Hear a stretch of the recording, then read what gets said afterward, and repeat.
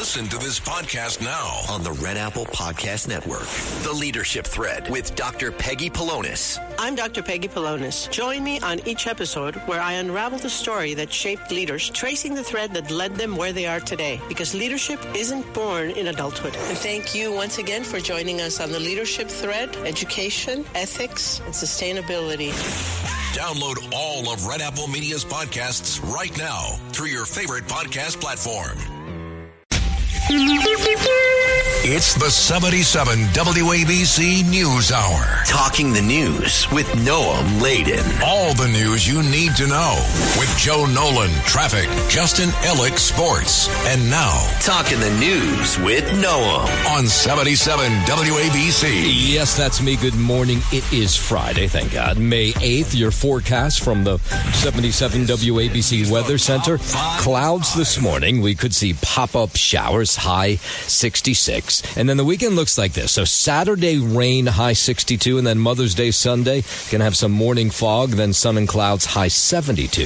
If you're walking out the door with us right now, it's 47 and cloudy in Scarsdale up in Westchester, 45 and clear in Basking Ridge over in New Jersey, and it's 48 and cloudy right outside our Midtown studios.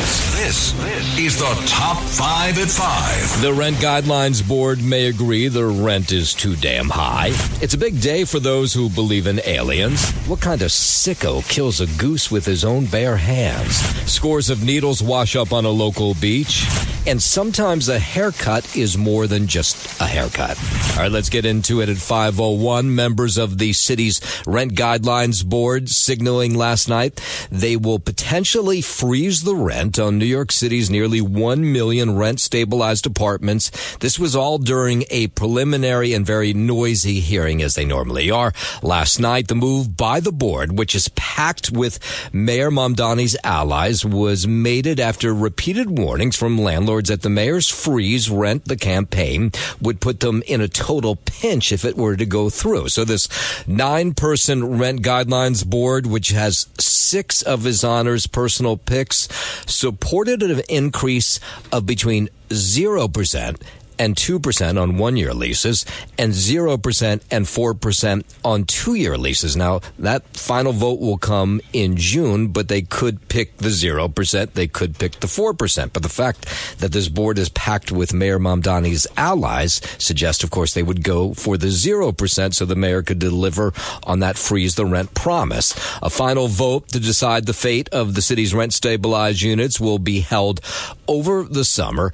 Here were some of the people that packed this hearing last night. Tenants who want to hear that it will be frozen, the rent. This time it sounds a little better with having 0% included now, but we know the game. We're all already talking about expecting that they'll probably vote the highest amount. Those are tenants who are expecting the worst of the worst. But the mayor appoints the 9-member Rent Guidelines Board. This year, the mayor appointed 6 members. 5 voted for that 0 to 2% or 0 to 4% range.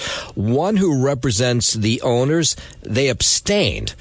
Landlords say they need an increase just to pay the bills, not even necessarily make a profit. Even if they give us a 2% increase, it's not enough. The rent has to cover the expenses. They don't want to raise the rent. Don't raise the taxes. Don't raise our insurance.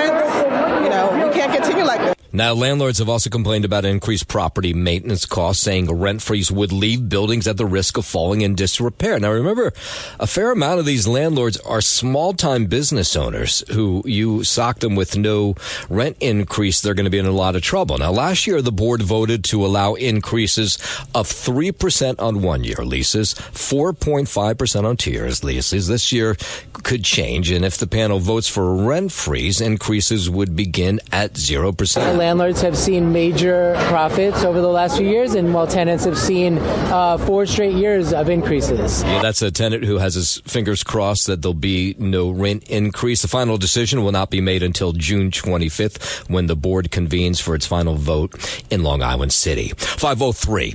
A marathon bargaining session taking place yesterday between the unions representing the LIRR workers and the MTA. The two sides still reportedly not close at all to an agreement with a little more than a week before potential by workers off the job. Unions have agreed on 3 years of a deal, but are holding out on a fourth with raises totaling about 15%. Of course, that has riders worried about what's going to happen if there's a strike. And as we've heard from Joe Nolan in the past, this would not be good because it's just hard to move around that many people. LIRR is the largest commuter rail in the nation. So we just read a little bit about it, that on May 16th, there may be a strike. It would be a struggle getting back and forth to school for me. But if there is a strike, work from home, actually you could take the bus. So some of these riders, they just haven't been paying attention that closely. Now they are because the strike deadline is so close. It's been months of back and forth as workers are threatening to strike at midnight on May 16th. I wouldn't get in because I don't have a car, so there would be no teaching classes. There's basically no parking in Queens, so it's going to be a very big problem. It'd be a big problem for everybody. Meanwhile, union members, they're going to host a rally in Massapequa this weekend. Governor Hochul says New York State lawmakers have reached a budget deal. I'm not going to mince the words. The negotiations were not easy. There were very substantive disagreements, tough choices, and powerful special interests trying to influence the outcome. There were 9 budget extenders. Lawmakers have agreed to $268 billion spending plan that leaves $15 billion in the state's reserves. The governor noted lawmakers managed to reach the deal despite her concerns about funding coming from Washington. Remember when they promised to bring costs down and make life more affordable? Wasn't that long ago. Washington did not deliver. But today, in New York, I'm proud to say that we did. Of course, this is an incredibly important budget for the governor who is in a race for re-election in November. Hochul says the budget includes tackling skyrocketing utility costs, updating environmental review laws, statewide universal child care. The governor did try to give Mayor Mamdani a political win with this pied-à-terre, the pied-à-terre tax, which is apparently in this budget as well.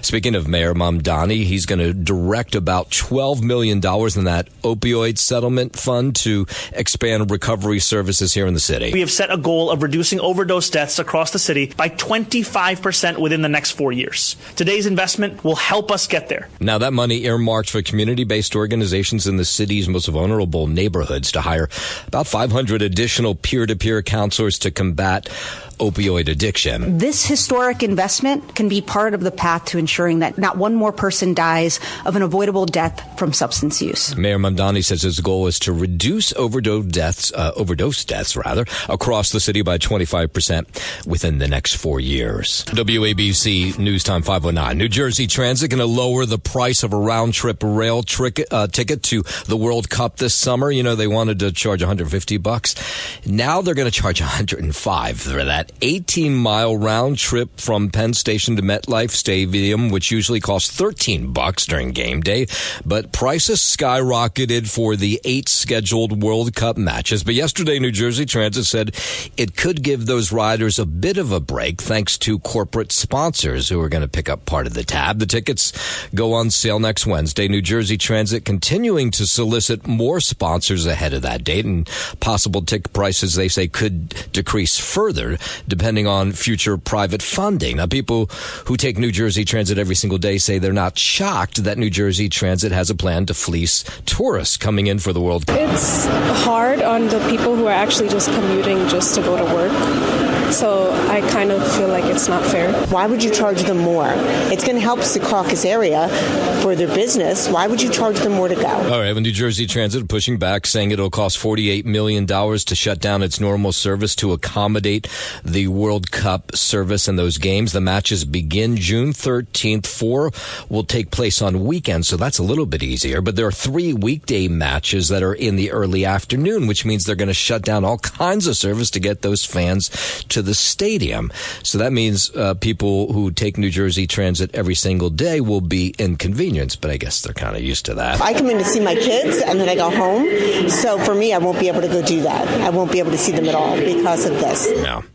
It is Disclosure Day. The White House will begin releasing the long-awaited UFO files this morning, months after President Trump ordered top administration officials to get the ball rolling on this out-of-the-world intel. This process is well underway, and we found many very interesting documents, I must say.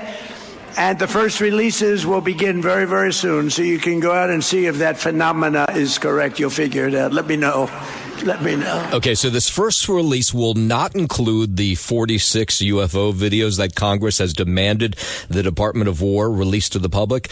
There have been dozens of UFO sightings across New York just here over the last year. The National UFO Reporting Center says there's been 66 reports of unidentified flying objects across New York State. If they're out here, they're doing a real good job of flying 2,000 miles an hour UFO. That's believable because we can't be the only people out here, honestly. Okay, so there have been reports that have come from Manhattan, Rochester, Patchogue, Mount Vernon, many other locations, but not everybody's convinced they believe in this kind of thing. Seeing is believing, so I got to see it to believe it. If I seen it, I would believe it. You know what? I've never seen one personally, but from people that I've known that's seen one or something, you can't miss it. And I feel like there are aliens actually with us on Earth. I would probably say that's something from the government, because the government makes stuff and they don't tell us. We see something new, we're confused. I tend to think a lot of UFOs are probably just military aircraft. Yeah, New Yorkers don't seem too convinced, but the White House says the UFO reports will come out in weekly tranches. I guess they don't want to overwhelm us with what's ever in those tranches. It'll be interesting to see what it is as it comes out a little bit later this morning. I think it's 8:30 this morning they released that. 5:12. President Trump says the ceasefire between the U.S. and Iran is still on this morning after the two nations traded fire yesterday. They trifled with us today. We blew them away. They trifled. I call that a trifle. U.S. Central Command said earlier it intercepted attacks on U.S. Navy ships moving through the Strait of Hormuz, calling them unprovoked. In response, the U.S. targeted the Iranian facilities responsible for the attacks. Meanwhile, Iranian officials accused the U.S. of violating the ceasefire between the two nations, saying Iran attacked U.S. vessels in retaliation. In a post on Truth Social yesterday, the president said no damage was done to the U.S. ships and warned Iran that they will knock them a lot harder if Iran doesn't sign a peace deal ASAP. They want to sign it, I will tell you. They want to sign it a lot more than I do. The talks are going very well, but they have to understand if it doesn't get signed, they're going to have a lot of pain. They're going to have a lot of pain. The U.S. ambassador to the United Nations, Mike Waltz, says that Iran is doing harm to itself by continuing to try to shut down the strait, which is detrimental to the world economy. Collective punishment of the entire world to try to resolve some type of dispute. It's unacceptable, it's immoral, and it's illegal in international law. And he's accusing of Iran just trying to keep this war going longer than it has. We have to ask ourselves, if a country chooses to oppose such a simple proposition, do they really want peace? Yeah, we haven't heard much from Iran this morning, but we do know that higher gas prices continue to impact most Americans. Restaurants now saying they're getting hit with a double whammy. Lots of restaurant suppliers actually add fuel surcharges to the bill. And so they're passing that on to customers. Public dining restaurants. They say that fewer people over the last month or so have been coming in to eat at sit-down restaurants because some of those charges have been passed on to customers. And then the customers are coming in, of course, paying more for gas now. 66% said their suppliers have added these fuel charges.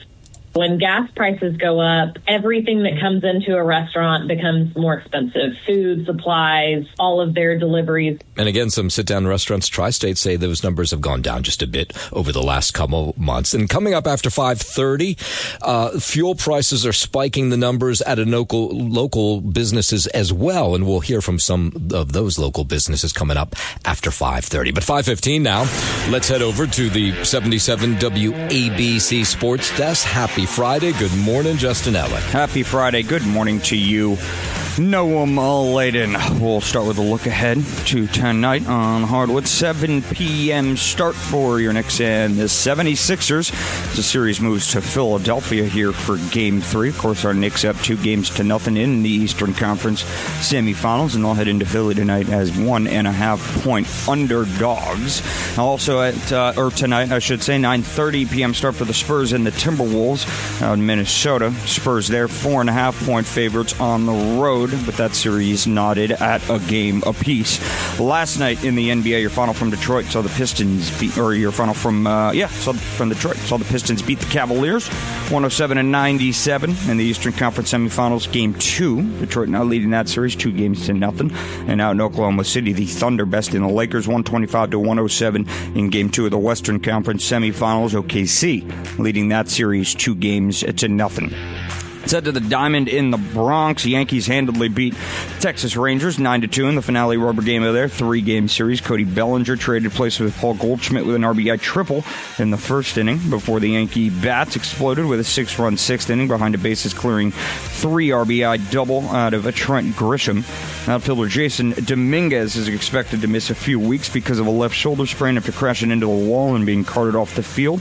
Opening a roster spot for touted prospect Spencer Jones. The 24-year-old Jones, ranked as the team's number 5 prospect, will suit up in the majors for the first time tonight. Sources did confirm as the Yankees begin their 6-game road trip against the Milwaukee Brewers. Wait till you see this guy in uniform, Noam Laden. He's just about the same size as Aaron Judge. Oh, that's big. Yeah, so you got a couple of big machas now in the Yankees lineup. First pitch from Milwaukee tonight, set for 7:40 p.m. The ace Max Fried set to start for New York and Colorado. The Mets lost 6-2 in the finale of their 3-game series against the Rockies, still taking the series 2-1. Up next for the Mets, the righty Nolan McLean will get the start in tonight's 3-game series opener against the Diamondbacks. First pitch from Arizona is scheduled for 7:15. Are they still the worst team in baseball, the Mets? I got to double check on who's got the worst record in baseball right now. If it's not, they're close to being the worst. Yeah, they've been playing better as of late, so it wouldn't surprise me if they've come off the schneid just a bit. But, still definitely bottom feeders, if you will. They're going to have a lot of work they're going to have to do over the next couple of weeks to get back in the mix here. So, by the way, while you were talking about the Sixers, Knicks game tonight, I went on to see how much I could get, if I could get into the game tonight. Out in Philly, because that's been the big talk. Yeah, $175 will get you in. That's not bad. No, $175. I don't know if you can get into Madison Square Garden for a playoff game, right? No, you can't get 100 yards within Madison Square Garden with $175. No. So, why not? I mean, listen, grab one of your kids and get out there. I might just do that. Let's do it. You can't get three tickets, so, I would get limited to a pair, 175 times 2, and then you're paying, just over $300 for a couple of good seats. So I have to pick one. Yeah, you got to pick one. That'll be fun. That's what I'm saying. Yeah. Roll the dice. It's like Sophie's Choice. Rock, paper, scissors. Seniority wins.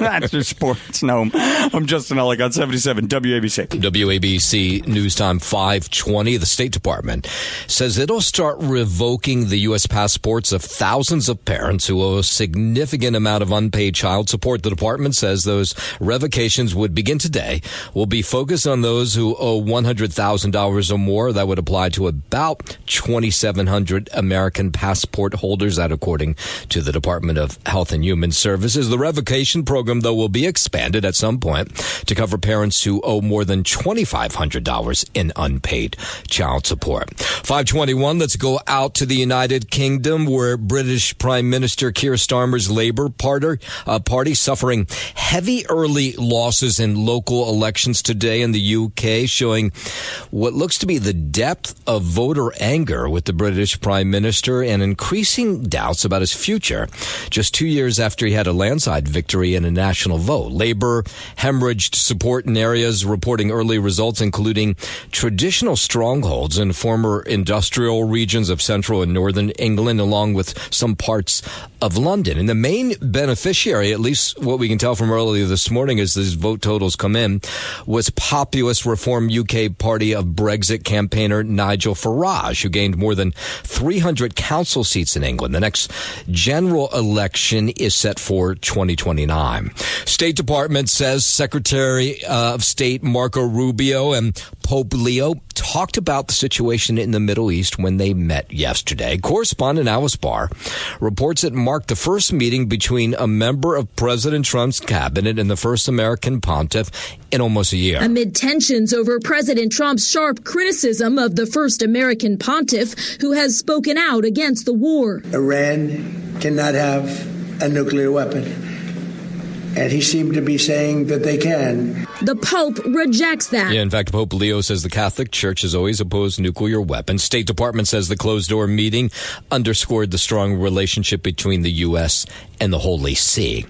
Public health officials in California, Arizona, Georgia, monitoring residents who were aboard that Dutch cruise ship experiencing the hantavirus outbreak. Correspondent Rafe Sanchez says the ship, which has been sitting off the coast of Africa, is finally headed to port in the Canary Islands. 3 people were evacuated from the luxury cruise ship yesterday, flown by special air ambulances from Cape Verde, and 3 passengers have died so far. More than 100 passengers still on the ship. Some former passengers have returned to their home countries, being advised to self-isolate. Sparking a global race to stop the virus spreading further, with contact tracing now underway in multiple countries. People who left the ship are being treated for the disease in Switzerland, South Africa, and the Netherlands. Of course, the fear here is this the next COVID pandemic? Well, the World Health Organization says no, it's not the start of a pandemic. This is not the next COVID, but it is a serious infectious disease. I hope they're right about that. 2 people who were aboard that ship from Texas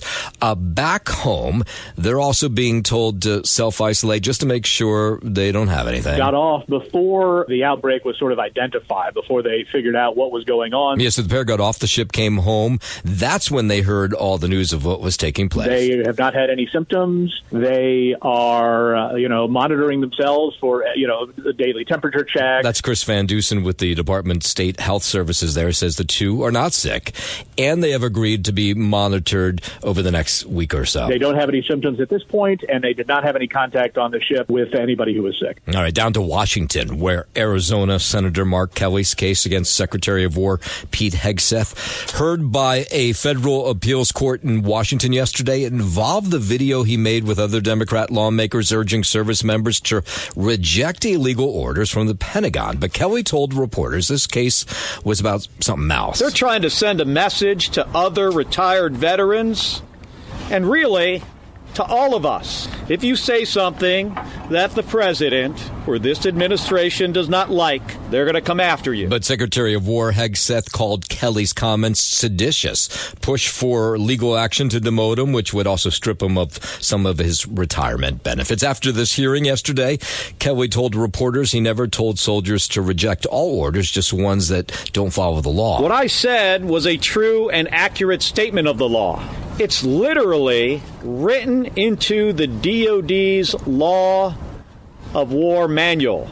WABC News Time 525. Are you ready for Mother's Day? It's this Sunday. Americans expected to spend a record $38 billion to celebrate Mom, with flowers among the top gift choices. But one florist says inflation and soaring fuel prices have pushed up the cost of flowers this year. The price of flowers in general has going up like I have never seen it before, not even in COVID. She says she's trying to avoid raising prices by adjusting her offers.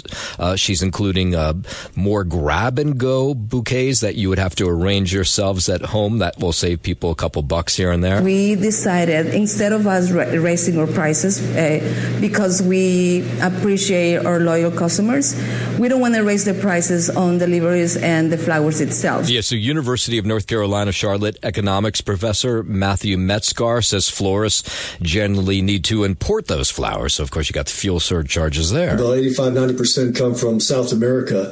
And a lot of these florists now are getting hit with a lot of these fuel surcharges. They're really being hit in 2 ways. One, their wholesale costs are going up. And then 2, their delivery costs are going up, all attributed to the gasoline. Yeah, but the truth at the end of the day is it doesn't matter how much it costs because we have to spend money on Mom. The National Retail Federation says that overall consumers will spend an average of $284 a person. That will beat the previous Mother's Day record that was set back in 2023.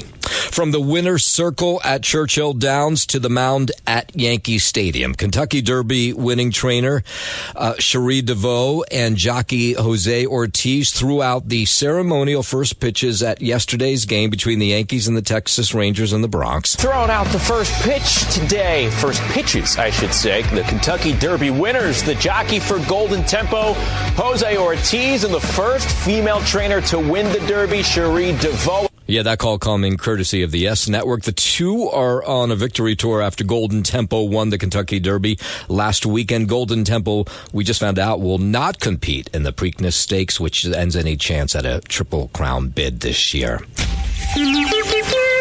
It's the 77 WABC News Hour. Talking the news with Noam Laden. All the news you need to know with Joe Nolan, traffic, Justin Ellick, sports. And now, Talking the news with Noam on 77 WABC. Yes, that's me. Good morning. It is Friday, May 8th. Your forecast from the 77 WABC Weather Center. Clouds this morning. Could see some pop-up showers this afternoon. The high 66. And the weekend, kind of a mixed bag. Saturday, rain, high 62, and then Mother's Day Sunday will start with morning fog, but then sun and clouds for the afternoon, high 72.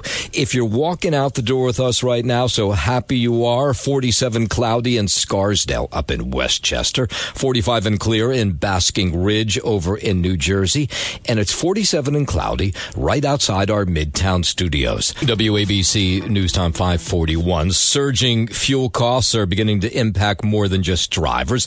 New York Waterway announcing yesterday a temporary fare increase that could impact thousands of daily commuters. Beginning Monday, the ferry service will implement a fuel surcharge of 5.5% on fares, citing a sharp rise in fuel prices. The increase comes as global events continue to drive up the cost of petroleum, affecting transportation services, not just here across the tri-state, but around the country. Everything's ridiculous right now. I'm not surprised that there's an increase in anything. Like, it all went up, so it's not a surprise. It just is what it is. Waterway's president says, I got to do this. Fuel has increased by 80%, he says, since January. Company says it will update customers on when the temporary surcharge may go away. I don't think 50 cents is going to make the difference. For me, it's not a problem. It's for people, young people starting their careers, people with families. I didn't even want to look up because I know it's not even going to get me that far. But I just need to get a little bit in the car while we maybe go to Brooklyn or if we're headed anywhere else, where we can fill up. This is an emergency. I'm like almost on empty. That's the only reason, because we're not getting somewhere else. Yeah, there's people complaining about gas. The U.S. Postal Service has temporarily raised prices on certain packages now by 8% to offset higher transportation costs. The increase took effect at the end of April. That's expected to remain in place until at least January of next year. In Jersey City, they're looking for a real sicko. An animal rescue group says someone killed a goose with his bare hands, and they're now calling on police to conduct an investigation. A photo shows the family of Canada geese that has now been left fatherless. The alleged incident took place right on the Morris Canal that's right near the Liberty State Park, where a male goose got into a confrontation with a construction worker. So what they think happened was this family of geese, of new ducks were walking along, and maybe this construction worker got too close to them. So the male goose jumped in his direction, and that's when he apparently picked up this bird and strangled it. Here's some animal rights activists not too happy about that. From what we can tell, a male goose was defending his newborn goslings that were hatched the day before, and unfortunately was killed when he flew at somebody. Yeah, now I can understand getting upset when a bird flies at you, but to pick the thing up and strangle it, I mean, there's something really wrong with you. This time of year, when pods of Canada geese and their recently hatched offspring are moving around, their parents are incredibly protective, and there are ways not to provoke the Canada geese. So it's really about just respecting their space, giving yourself space between them, and if it does happen where you run up against them immediately, stand tall, stay calm, and slowly back away. It's that simple. Yeah, so Canada geese have been known to mate for life, so the loss of a parent environment can be pretty devastating for these birds. They are protected under the Federal Migratory Bird Treaty Act, and so harassing or harming them can be punished by fine and even, prison time. Yeah, again, there's something wrong with you as you're picking up an animal and strangling it. In a moment, we will head up to Columbia University, where students are really worried about final exams because one of their most closely sought-after websites, it's gone down. We'll get to that in just a moment. But first, 5:45, let's head over to the 77 WABC Sports Desk, and here's Justin Ellick. Thank you, Noah Maladen. Sports, sponsored by Pete Morgan and Peerless Boilers. Go to peerlessboilers.com to find a deal near you. Peerless Boilers, the world's best-built boilers. Look ahead to a 7 p.m. tip-off tonight out in Philadelphia for our Knicks against the 76ers Eastern Conference semifinals. Game 3. Knicks up 2-0. They go into tonight 1.5-point underdogs, I should say, on the road. 9:30 p.m. tonight, Spurs and the Timberwolves will get underway out in Minnesota. Spurs 4.5-point favorites on the road in Game 3 of that Western Conference semifinal series. That series knotted at a game apiece. Last night on the hardwood out in Detroit, Pistons beating the Cavaliers 107-97 in Game 2 of that Eastern Conference semifinal set. Detroit leading now 2-0. And out in Oklahoma City, the Thunder bested the Lakers 125-107 to jump out to a 2-0 series lead in the Western Conference semifinals there. Now we'll head to the Diamond in the Bronx. Yankees handily beat the Texas Rangers 9-2 in the finale rubber game of their 3-game series. Cody Bellinger traded places with Paul Goldschmidt with an RBI triple in the first before the Yankee bats exploded with a 6-run 6th inning behind a bases-clearing 3 RBI double out of Trent Grisham.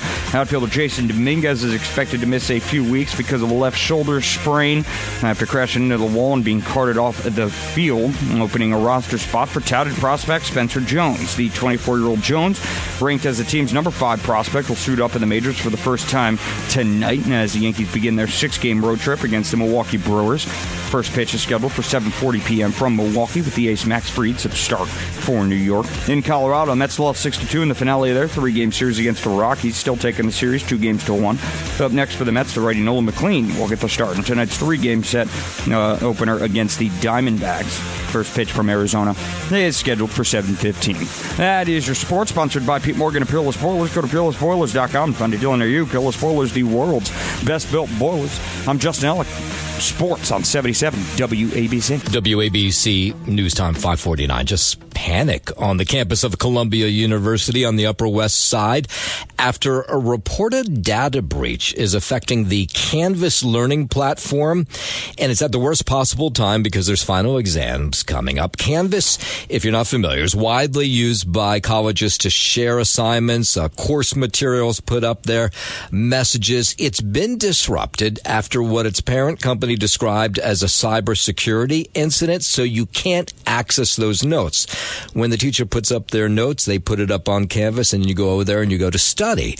Well, they can't get to that today, so students freaking out just a little bit at Columbia because exams begin next week. I do have science and psychology next week, actually, so that will actually impact because the slides are uploaded on Canvas. I really need the materials on it because all my lecture materials are on it, so I have to really get access to it. So Canvas's parent company said that the cybersecurity incident was some sort of criminal threat. The breach, they say, may have exposed personal information, including names, email addresses, phone numbers, student IDs, internal messages. So the hackers are not claiming to have passwords, but they're worried about what information they do have. And students say the outage is especially disruptive during this exam period. I think it's second nature to just hop on Canvas and then everything's there. Do times like this make you wish you had textbooks back? I don't think so. I think it's so convenient not having to carry everything around. Yeah, that until the website goes down. Now, we're being told that portions of this website are back up this morning. We couldn't get any confirmation from those students, but according to the company, students do have access to portions of the Canvas website. 5:51, let's go out to Coney Island, where neighbors there sounding the alarm after discovering needles, syringes scattered across a popular stretch of beach there.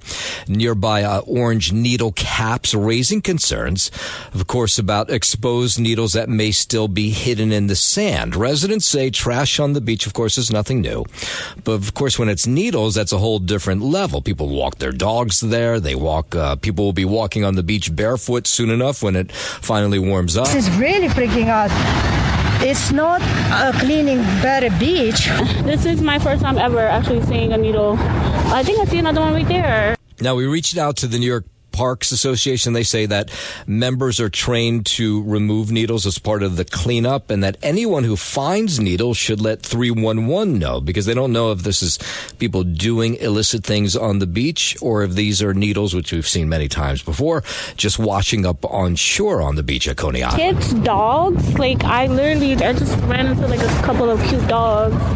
They can easily chew on it or something. The trash pickup, monitoring the beach and make sure there are no other people coming here with doing whatever they're doing. Now, park workers were out this week doing their best to clean up any of these needles that they found, but they did not say where they were coming from. 552 out to Long Island, where the new fad at restaurants on Long Island, and for that matter across the tri-state, is food challenges. That's how they're getting people into the seats. In the era of social media, restaurants need something that helps them stick out, and food challenges have been checking that box. Out on Long Island, a lot of food spots have started offering these challenges on the menu, like the giant 4-pancake challenge at Nappy's in Wisconsin. You have 18 minutes, you get that for free, you get a trophy and your picture on the wall and bragging rights. That was the owner speaking with Fox 5. Around 400 people have tried the challenge, and only 40 have their pictures up. Everyone starts off saying, I can do it. Then we present them and they go, oh gosh. You see the immediate look of defeat. Owners say the challenges are a fun experience and also helps put small businesses on the map.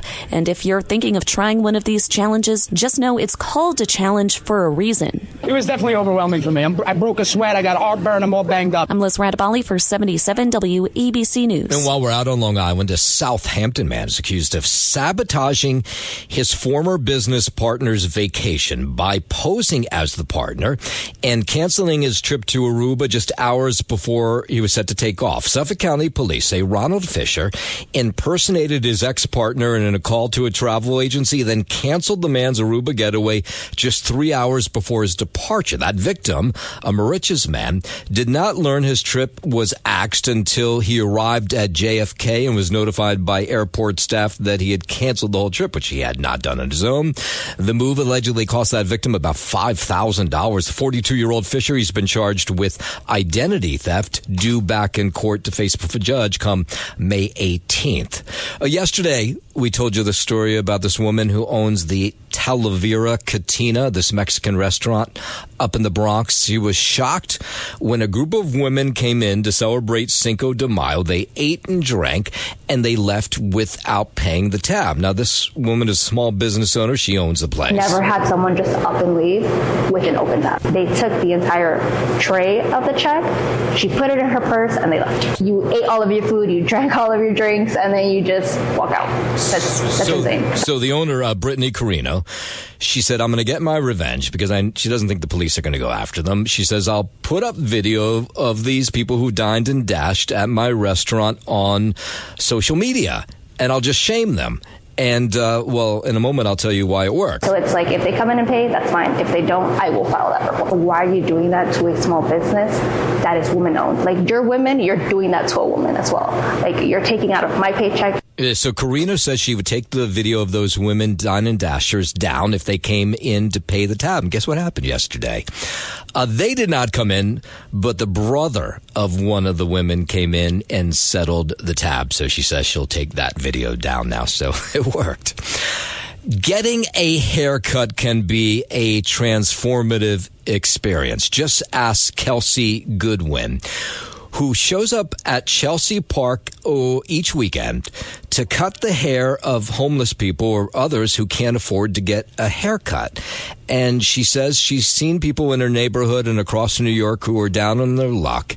And she said, what can I do to help them? I don't have the money to do that. So she shows up with barber's tools each weekend and she cuts their hair. I've had a couple people in the past where they are trying to get some work stuff set up. For others, I think sometimes it's just like that day. They need something to like a little pick-me-up. Yeah, Goodwin's drive to give back, she said, started a couple years ago when she struck up conversations with homeless people across the city, and she just came up with this idea. So let's just cut their hair. It's just something I think that kind of tugged on my heart a little bit, is kind of seeing somebody sort of on the street that looks like they are in need of something, and just kind of thinking to myself, like, what can I do?